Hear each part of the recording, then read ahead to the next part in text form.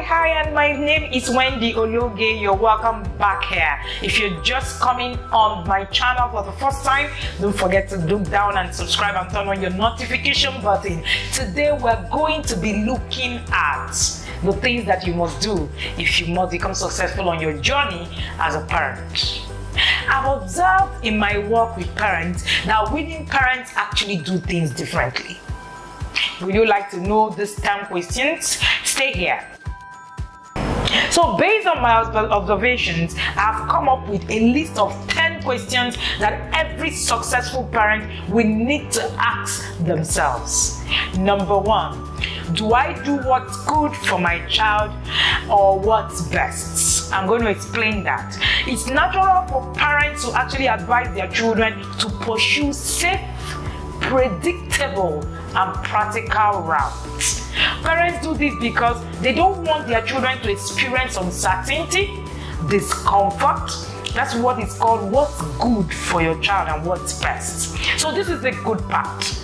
But is it the best part for this child? It's important to note that good part, best part, they're two different things. But the best part in most cases, no.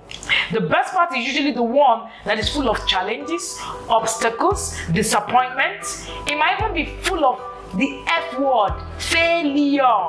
Alright, so winning parents distinguish between good and best and continually encourage their children to choose the best. That's number 1 question. Number 2, do I measure my success as a parent by the quality of the relationship I have with my child or by how effectively I control my child? Winning parents understand that it's more important to build a relationship with their child than it is to find innovative ways to actually control their behavior. Now, relationship, like I said in my book, The Discipline, Connect to Correct, relationship trumps control in parenting. So if your aim is to control, you need to make that decision. You need to tell yourself which one, where am I and where do I begin to evolve? Because your child obeys your instructions doesn't mean that you are the world-class parent. Alright? It just means that your child is obedient. So if obedience comes at a cost of your parent-child relationship, the trade-off might not be worth it. Number 3, do I speak to my child as if she's destined for success? Now, let's say that your child does something bad. She maybe steals a pen from a school, bookshop. How would you react as a parent? That's a very interesting question, right? How would you react as a parent? Most parents will say, how could you do something like that? You're such a bad girl. You're very dishonest. I'm ashamed to be called your parent. I'm going to deal with you. Successful parents, on the other hand, will say things like in the line of, I'm surprised that you do something like this. You are usually such an honest and well-behaved child. I would never have expected that you would have actually done this. I'm going to punish you for what you have done so that you can learn from this mistake, and this is really so unlike you.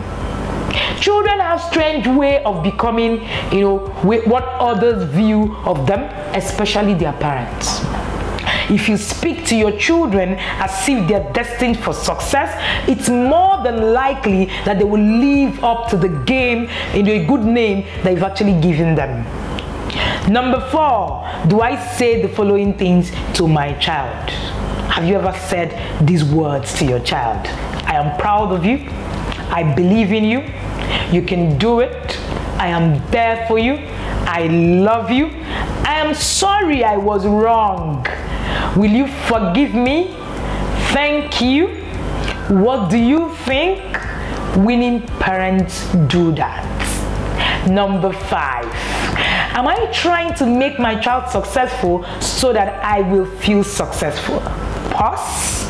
I know that this one is going to, set some blaze in your head. It's difficult to measure success of a parent, which explains why many parents actually subconsciously decide that they will measure their own success by how successful their children become. So this can actually be very unhealthy because parents can force their own will, sometimes narrow, restrictive definition of success on their children. Many times your definition of success might just be restricted, might just be narrow-minded. So winning parents deliberately, intentionally define success for themselves and allow their children to do the same. One of the things that you can do is to allow your child decide what success means to them.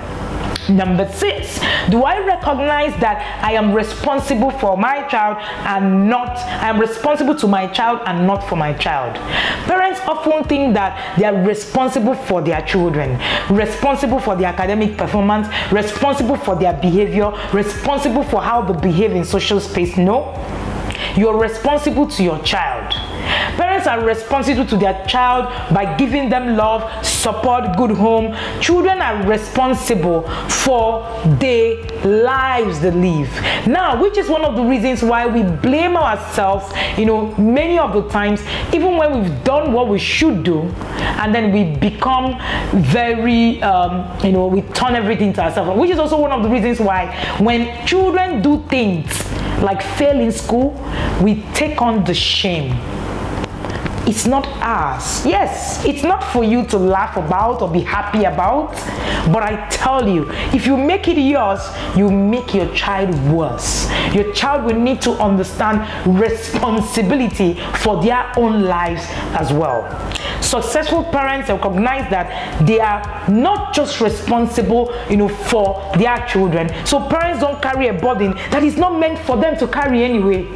There's some burdens that is not meant for you to carry. So you are there as a guide. You are there as a support. You are there as someone to nurture. You must recognize that. You are not the owner of your child. You are just raising another God. Number 7, do I model the behavior that I want my children to exhibit? For example, many parents want their children to be curious, to love learning. If you're a parent, and when was the last time you actually talked to your children about something you learned recently that you thought was super cool? So you think, oh, I've learned this thing, this is really nice. When was the last time? You need to think about it. So you need to model exactly the behavior that you want your children to exhibit. Number 8, do I focus more on what my children do or who they are becoming? Alright, there's this anonymous post that sums it up. It says, many succeed momentarily by what they know. Some succeed temporarily by what they do. Few succeed permanently by what they are. Winning parents empower their children to pursue permanent success. Let me say that again. Many succeed momentarily by what they know. Some succeed temporarily by what they do. Few succeed permanently by what they are. Who is your child, or who is your child becoming? Number 9, do I end every lecture with love? When parents reprimand their children, the message of love doesn't always get communicated. And once you miss that, I shared in my book, The Discipline That Works, that for you to use verbal correction, you want to have a step. There are 10 steps, by the way, to use. And one of the steps is that you need to reassure your child of your love for them. Many times you don't find parents who do that, and that's because we really do not know exactly how to go about it. Successful parents, on the other hand, they conclude every lecture, everything that they are saying, with a reminder of their child of how much they actually love that child. They end with love, not anger, not disappointment, not frustration. When you end your lectures with anger, frustration, disappointment, that is not you becoming a winning parent. Number 10, we're here already. Do I ask my child to make commitment, or do I force her into doing things? Now let me share this. Winning parents understand that every great student, musician, athlete, entrepreneur, technician, salesperson, and what have you, so came to a point where they made commitment to greatness. Now, commitment involves making a choice. You can't force someone to be great. That's one of the things that we don't realize as parents. We can't force someone to be great. That's why successful parents don't coerce their children into taking action. Instead, they allow them, the children, to make choices and take responsibility for those choices. So in conclusion, on the 10 things, the 10 questions you must answer as a successful parent, we are saying that parenting is a noble calling. You must understand that it's actually a privilege to be given an opportunity to raise another God. In my definition of what parenting is, simply put, it is being given the opportunity to raise another God, because the scripture says that we are gods. So we're raising gods also. So to all parents, future parents who are watching this video, know this: you are up to the challenge and you can do this. So stay on today, look at these questions again, watch them and review your journey. And don't forget to subscribe to our video and also turn on the notification so that whenever we share our videos, you will be the first to know, and so that you can watch our videos. Don't also forget to follow us on all our social media handles, when you locate the intentional parent. And then, did I tell you that we have a budding, amazing community on Facebook? You can join that community and get all the conversations and learn so much on your journey as a parent. Thank you, and don't forget to be intentional.